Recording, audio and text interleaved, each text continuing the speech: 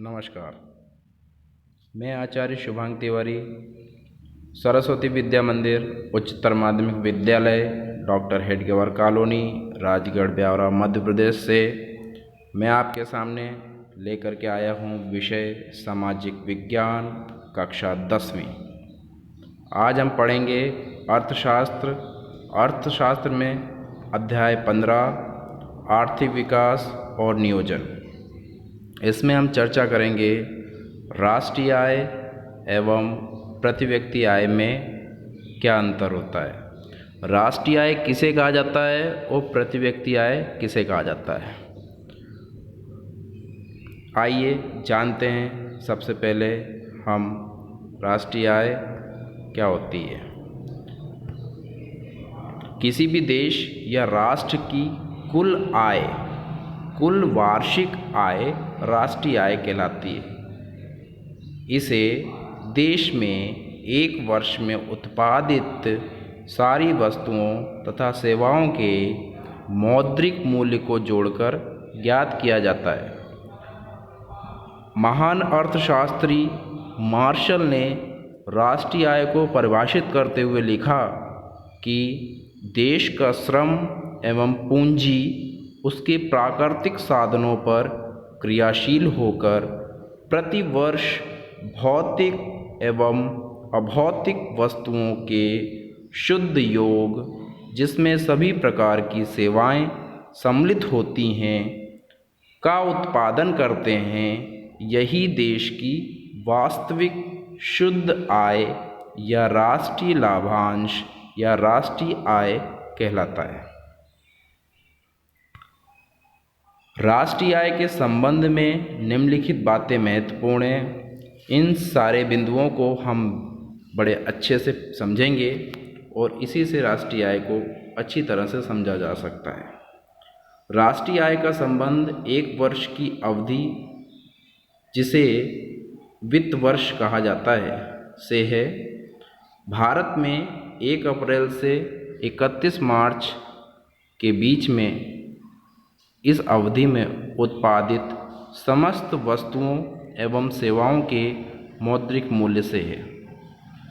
भारत में वित्त वर्ष कब से कब तक प्रारंभ माना जाता है, तो 1 अप्रैल से लेकर के 31 मार्च के बीच की जो अवधि होती है उसे एक वित्त वर्ष माना जाता है। दूसरा बिंदु है हमारे सामने, राष्ट्रीय आय में सभी प्रकार की वस्तुओं और सेवाओं की बाजार कीमत सम्मिलित की जाती है।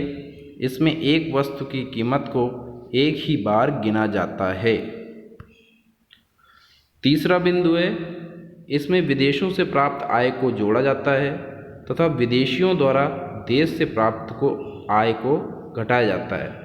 मतलब जो विदेशों से हमें विदेशी आय प्राप्त होती है उसको राष्ट्रीय आय में जोड़ा जाता है, और जो विदेशी भारत में और भारत की आय को लेकर के विदेश जाते हैं उस आय को राष्ट्रीय आय में से घटाया जाता है।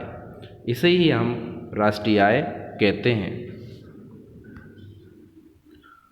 अब हम प्रति व्यक्ति आय पढ़ेंगे। प्रति व्यक्ति आय किसे कहते हैं, और सबसे महत्वपूर्ण है प्रति व्यक्ति आय में प्रति व्यक्ति आय निकालने का सूत्र, जो हमें अच्छे से याद करना है। समझते हैं। किसी देश की राष्ट्रीय आय को जब उस देश की कुल जनसंख्या से भाग दे दिया जाता है तो हमें प्रति व्यक्ति आय प्राप्त हो जाती है। इसे ज्ञात करने के लिए निम्न सूत्र का प्रयोग किया जाता है। प्रति व्यक्ति आय बराबर राष्ट्रीय आय बटा देश की कुल जनसंख्या। इस सूत्र के माध्यम से हम प्रति व्यक्ति आय निकाल सकते हैं। प्रति व्यक्ति आय हमें उस देश के निवासियों के जीवन स्तर की जानकारी प्रदान करती है।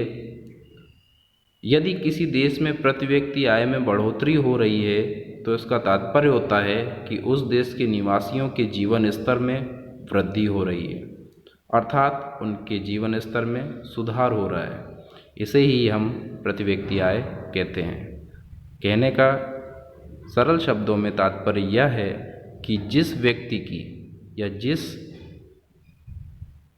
संस्था की या जिस भी देश की प्रति व्यक्ति आय ज़्यादा होगी वो उतना ही अमीर होता है, वो उतना ही संपन्न होता है, और जिसकी प्रति व्यक्ति आय कम होती है वो उतना ही निर्धन होता है, वो उतना ही गरीब होता है।